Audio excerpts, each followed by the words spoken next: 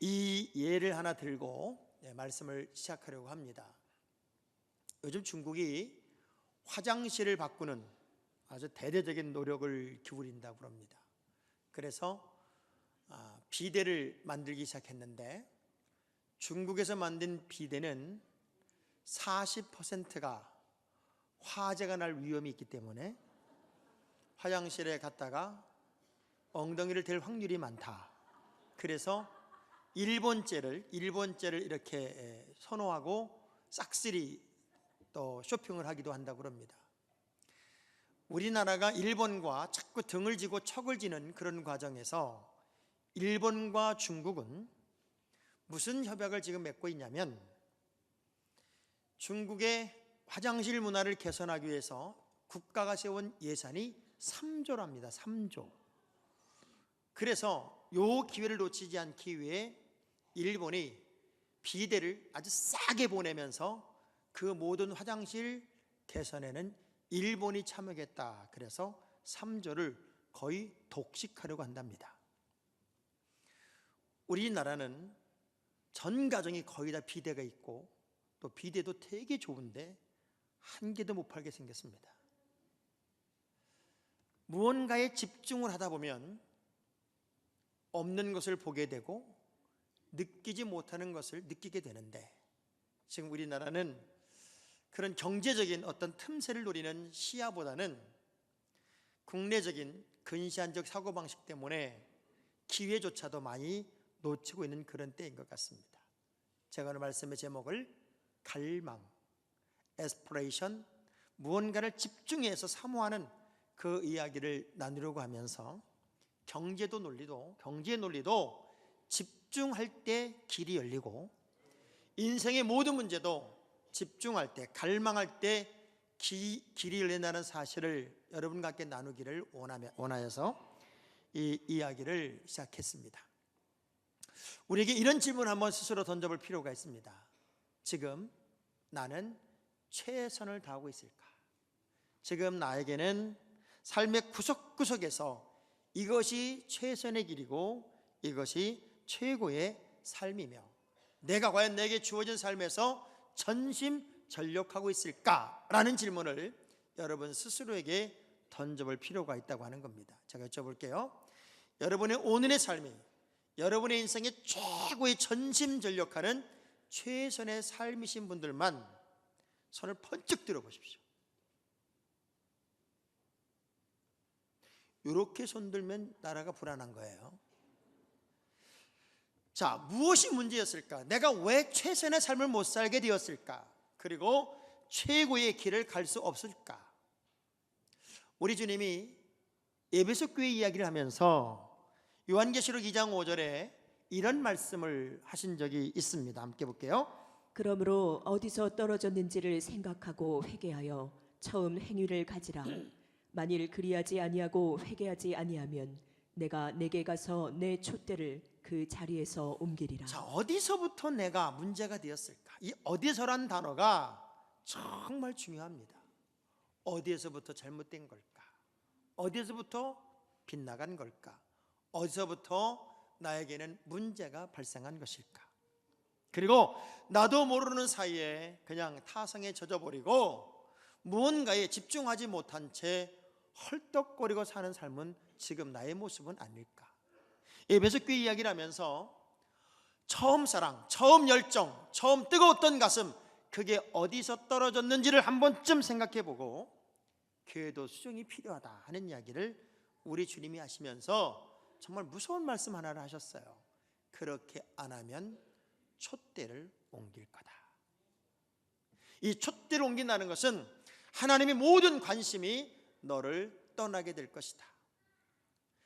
사울과 다윗 이야기 속에서 하나님이 사울을 버리고 다윗을 선택할 때 하나님의 모든 관심이 사울에게서 떠나니 그 관심이 하나님이 사람 다윗에게로 옮겨가더란 말이에요. 오늘도 다시금 여러분이 하나님이 원하는 믿음의 방향, 그리고 그 위치를 회복해서 갈망하는 믿음, 집중하는 믿음으로 여러분의 삶이 회복되기를 먼저 주의 이름으로 축복합니다. 성경은 무엇보다도 집중력을 가르치고 있고 갈망하는 신앙을 가르칩니다. 좌로나 우로나 치우치지 마라. 표대를 향하여 가라. 부름의 상을 쫓아서 가라. 뒤돌아보지 마라. 주저앉지 말아라. 끊임없이 우리 주님이 주시는 말씀은 집중이고 갈망이고 사모함입니다. 우리가 잘 아는 혈루증 여인의 이야기를 한번 여러분이 상상을 해보세요. 온 얼굴이 정말 보기 어려울 만큼 말라 있습니다. 그리고 냄새도 나고 사람들 주변에 내가 드러나는 것 정말 부끄럽고 그리고 창피하기 일데 없다고 생각할 수도 있어요.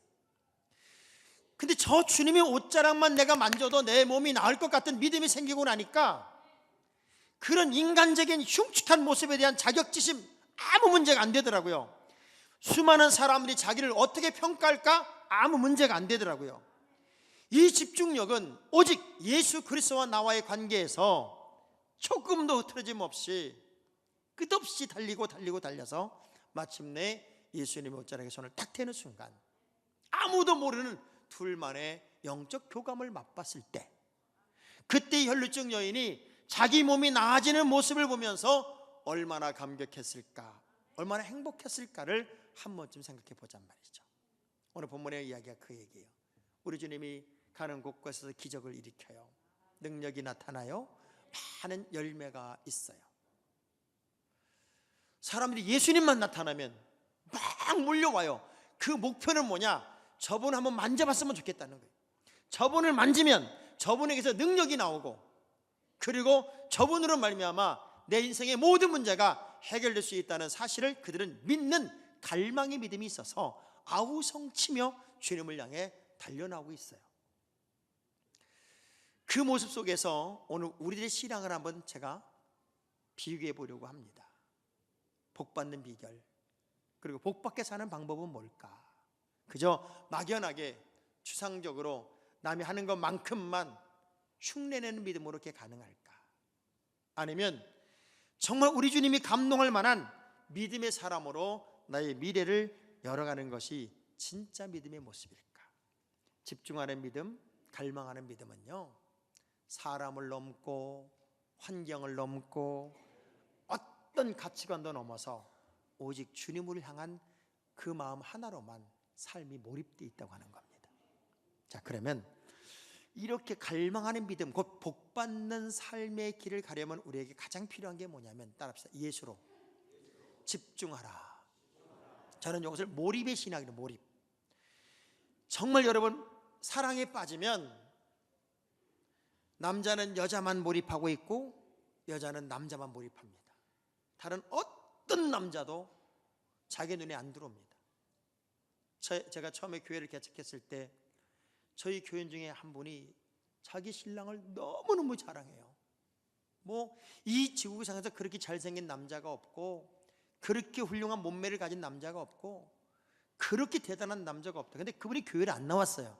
그 제가 얼마나 궁금했겠어요. 이렇게 잘난 남편과 사는데 이 남자가 얼마나 대단한 남편이길래 우연히 둘이 길 가는 걸 제가 만났어요. 아니더라고요. 그냥 아닌 게 아니라 많이 아니었어요. 많이 아니었는데도 그렇게 사랑에 빠지니까 그렇게 대단하고 그렇게 훌륭하고 그렇게 어마어마하게 보여요.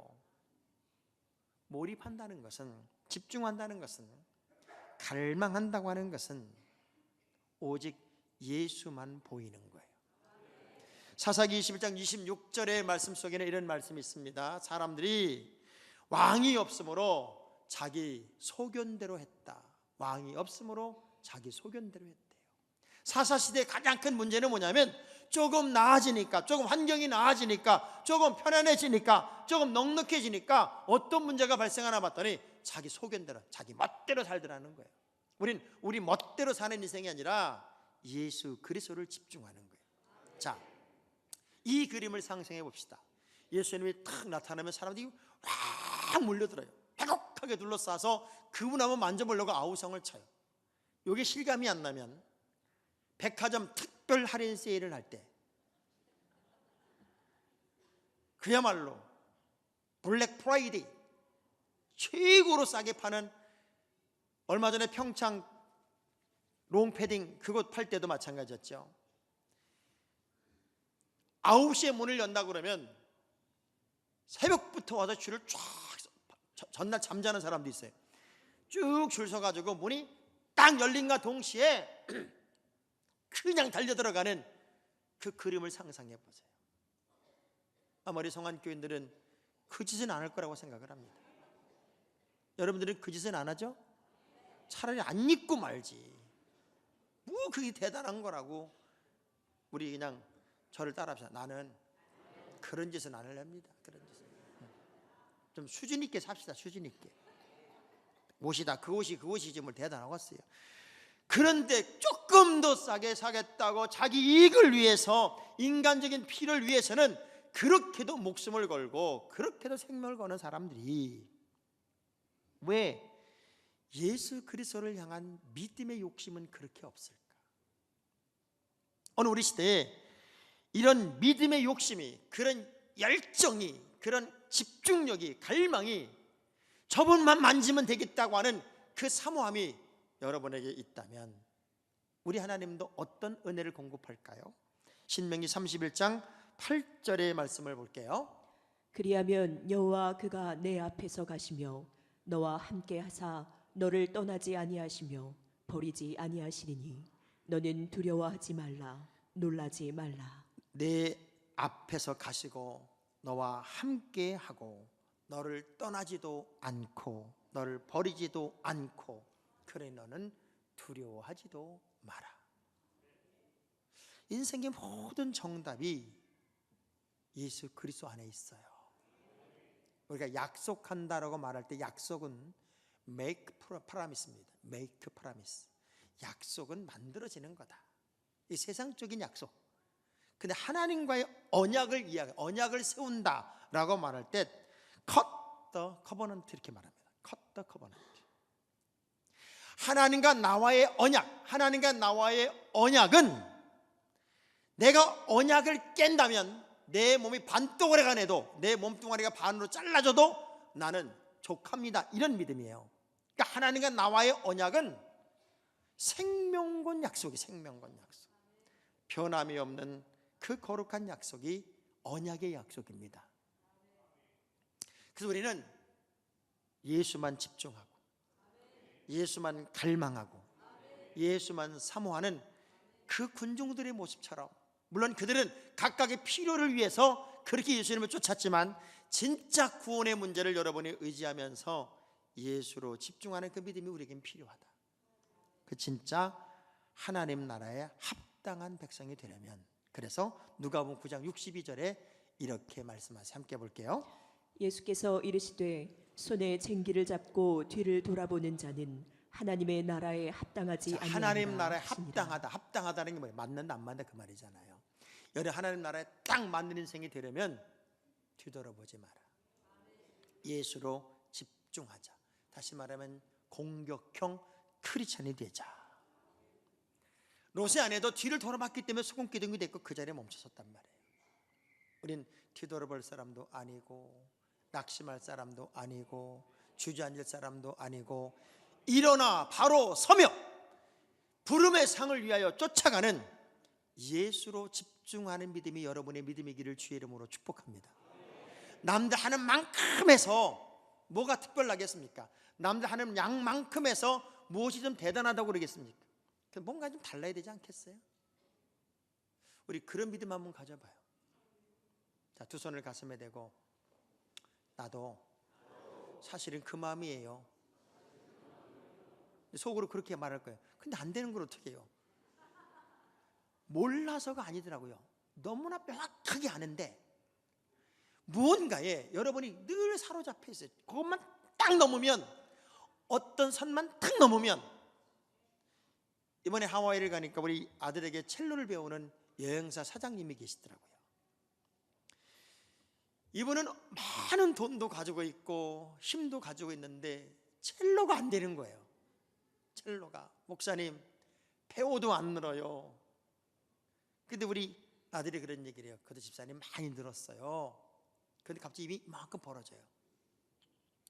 언제 두 분이 교회 창립 예배 때 둘이서 함께 연주하는 날이 올 거예요. 그랬더니 너무 반가워해요.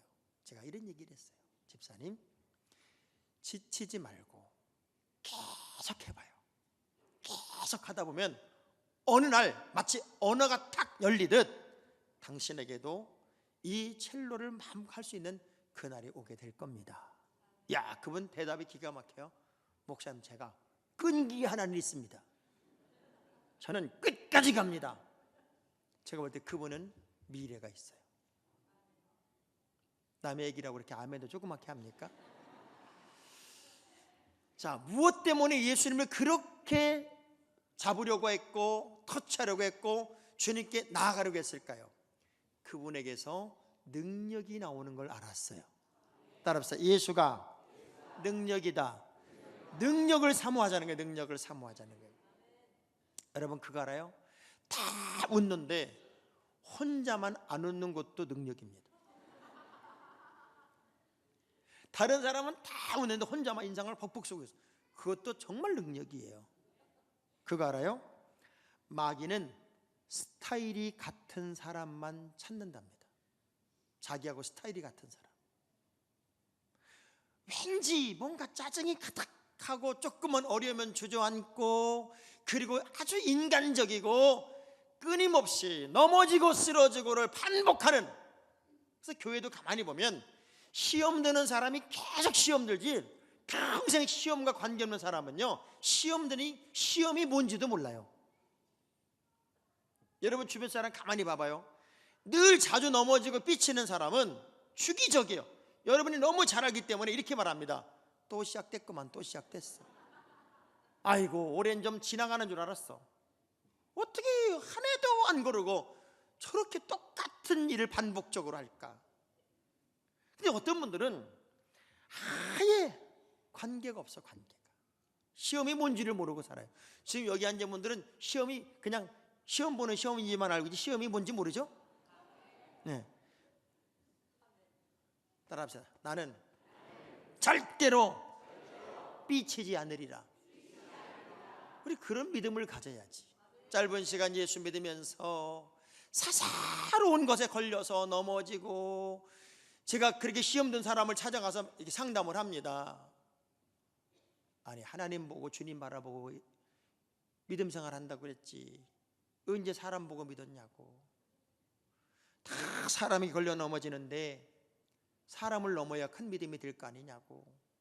그러면요, 아유 목사님, 듣고 보니 그러네요. 내가 순간적으로 착각을 했네요. 내가 사람 때문에 넘어졌어요. 아유, 창피해 죽겠네요. 그런 사람 하나도 못 봤어. 뭐라는 줄 알아요? 그래도 어떻게 그 인간이 나한테 그럴 수 있냐.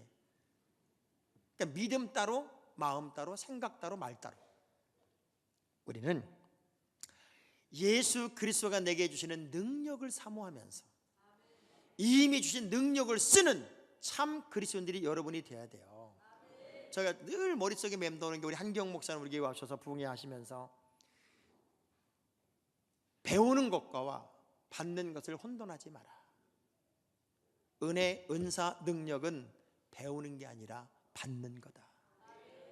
근데 자꾸 공부해서 무슨 능력이 생기고 은사가 생긴다고 착각하지 마라. 하나님이 주시는 선물이 능력이고 은사이고 은혜다. 그것은 사모하는 자가 받는 것이다. 우리는 능력을 사모해야 돼요. 그 능력이 여러분에게 이미 있어요. 예수 이름의 권세도 있고 예수 이름의 능력도 있어요.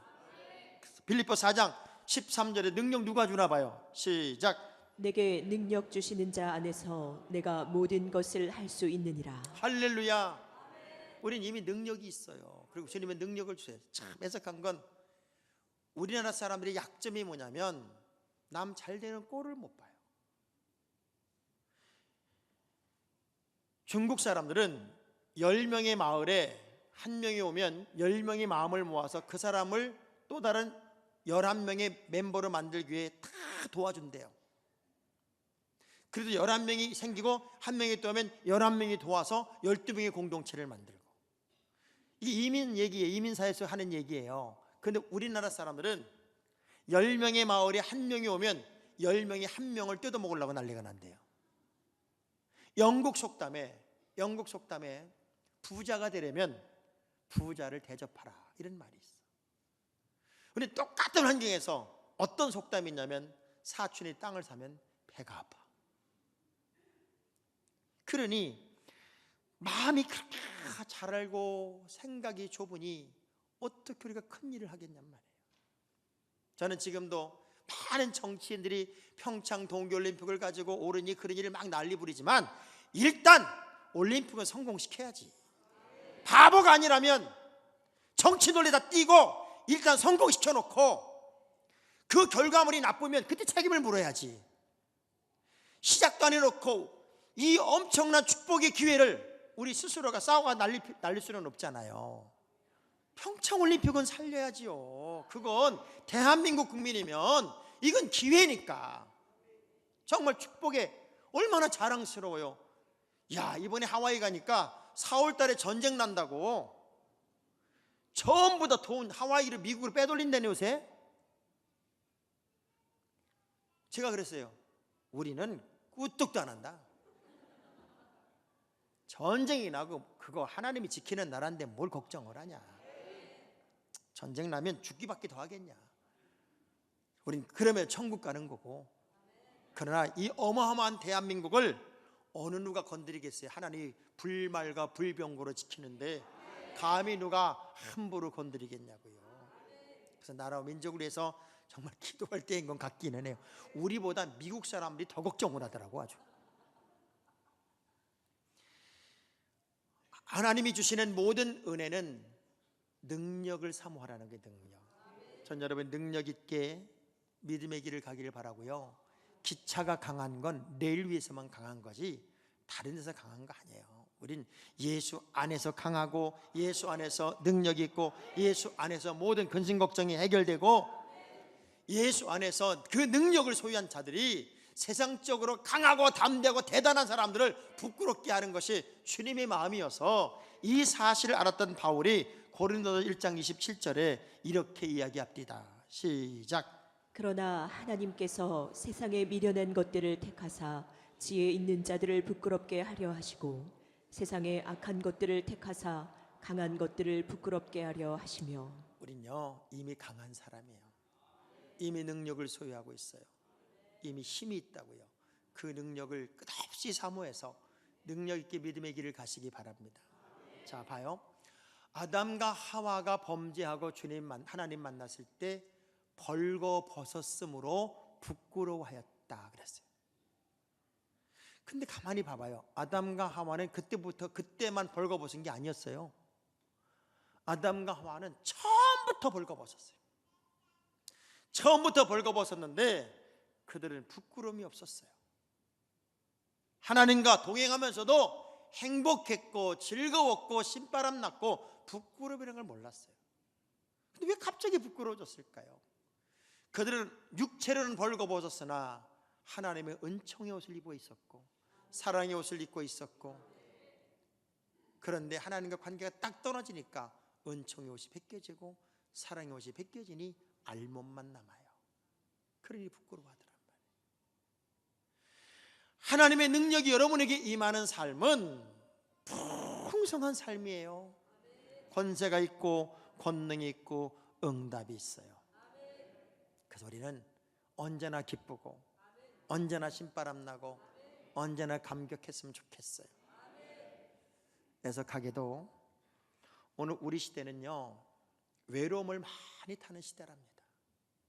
어느 정도로 외롭냐면 일본 같은 경우는 4명의 남자 중에 1명 정도가 결혼을 평생 안 한다네요. 그러니 4명 중에 1명이 평생 결혼 안 하니까 800만 명, 900만 명 정도가 홀로 살다 혼자 죽는 거예요.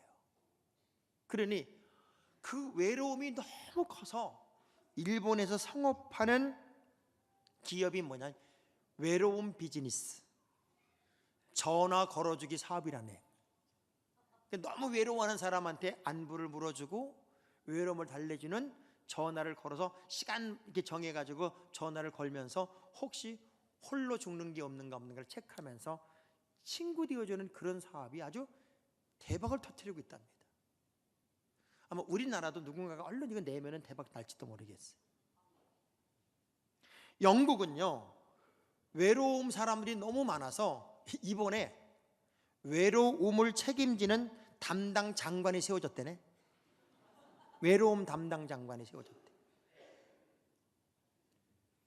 애석하게도 나 이제 외로워 이렇게 말하는 사람은 실제 남편이나 아내가 죽어서 느끼는 외로움, 그냥 그 외로움을 삶은 사람과 나는 외롭다고 자꾸 말을 하는 사람과의 어떤 차이가 있냐면, 외롭다고 말하는 사람은 13.4%가 치매에 걸 확률이 더 높대요. 그러니까 여러분은 외롭게 살면 안 돼. 우리는 절대 외로우면 안 돼요.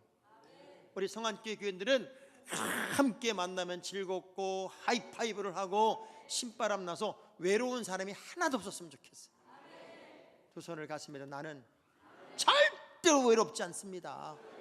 왜? 이미 주님이 주신 능력을 소유하고 사는데 여러분이 왜 외로워요? 좋은 교회 공동체가 있는데 왜 외롭냐고요? 우리는 아프지도 말고 낙심하지도 말고, 사실 이렇게 살아가다 보면 실패는 추락한 게 아니라 추락한 채로 있는 게 실패고요, 살다 보니까 일이 힘든 게 아니라 사람이 너무 힘들어. 그렇지만 그것이 오늘의 결론이 아니기 때문에 그런 상황일지라도 이미 내게 주신 능력을 의지하고 또 주님이 주신 능력을 붙잡고 다시 뻐쩍뻐쩍 일어나서 승리를 만드는 주인공이 되었으면 좋겠어요. 자, 주먹 쥐고 따라합시다. 나는 그럼에도 불구하고 뻐쩍뻐쩍 일어나겠습니다. 살아가면서 누구 한 번 실수 안 한 사람이 어디 있으며 실패하는 사람이 어디 있겠어요? 다 실수하고 실패할 수 있지만 얼마나 멋지게 일어나느냐가 위대한 추억이고 위대한 간증이 되는 거잖아요. 결국 내가 하는 게 아니라 예수로 일하게 하셔야 돼요. 오늘의 우리 교회가 있지만 장학봉이라는 사람이 잘나서 우리 목사님 훌륭해서 오늘 성안교회가 이렇게 천만의 말씀. 제가요 목회를 천영 배울 때 얼마나 저도 성장하는 목회를 하고 싶은지 세미나를 다 다닌 거예요. 그러면 큰 교회 목사님들이 오셔서 이 설명을 쭉 하는데 저는 방법을 배우려고 가는 거예요. 방법. 모든 세미나의 결론, 하나님이 하셨어요. 그거야. 하나님이 하셨고요, 기도하다 보니까 하나님이 역사하시대요. 어떤 때 신경질이 나. 세미나 한다고 참가비 5만 원 내고 10만 원 냈는데 모든 강사님들이 하는 얘기는 결론적으로 뭔가 봤더니 하나님의 교회는 하나님이 하십디다 이 얘기했어요. 10년쯤 지난 다음에 그만 남겨야지. 왜? 다 똑같은 얘기니까. 교회도 여러분의 인생도 여러분의 자녀도 전부 다 예수가 일하게 하십시오. 주님의 역사는 그분과 함께 언제나 만들어졌어요. 베드로의 장모 열병도 주님이 함께하는 순간 떠나가고, 나사로의 죽음의 현장도 예수님이 함께하니까 살아나고, 수천 명이 굶을 때 예수님이 함께 하시니까 오병이의 기적이 일어나고, 주님과 동행하는 삶은 우리가 정말 복받는 길이더라고요. 정말 아름다운 미래요, 아름다운 꿈을 만들어가는 거더라고요. 그런 얘기 있어요. 슬픔은 위로가 되지만 절망은 위로가 안 된대요. 슬픔은 많은 것 중에 일부분이 아픈 거야. 그러니까 어떤 분이 사업을 하다가 쫄딱 망했어요. 쫄딱 망하니까 그제서야 하나님이 나를 부르시는구나. 그리고 이제 목사님에게 전화를 걸었어요. 목사님, 사업 다 망하고 나니까 이제서 내 아내가 그렇게 요구하던 예수를 찾을 때인가 봅니다. 그래도 내가 주님을 만날 수 있으니 아직은 희망이 있네요. 그러면서 뭐라는가 하면, 너무 힘이 들어서 내가 다음 주부터 주님을 만나기 위해 교회는 다니겠지만 이번 한 주간은 술로 좀 달래고 갈랍니다. 그러더래.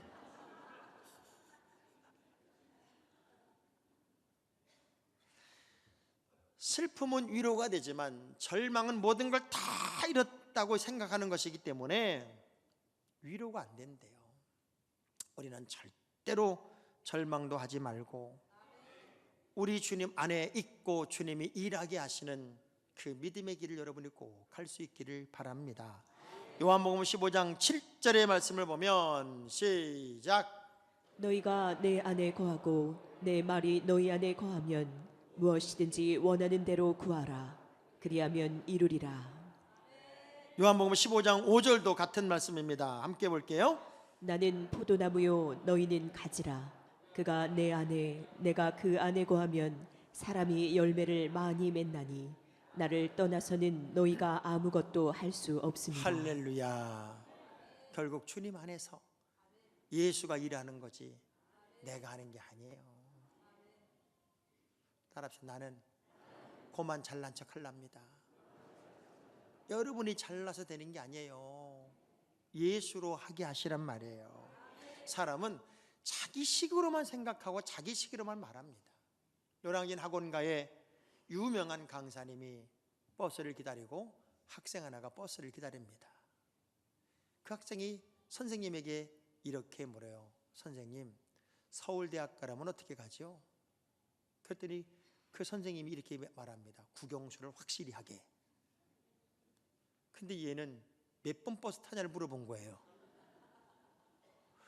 학원 강사는 자기식으로 대답을 해요. 서울대학은 어떻게 가요? 몇 번 버스 타고 갈 수도 있고 공부를 열심히 해서 갈 수도 있어요.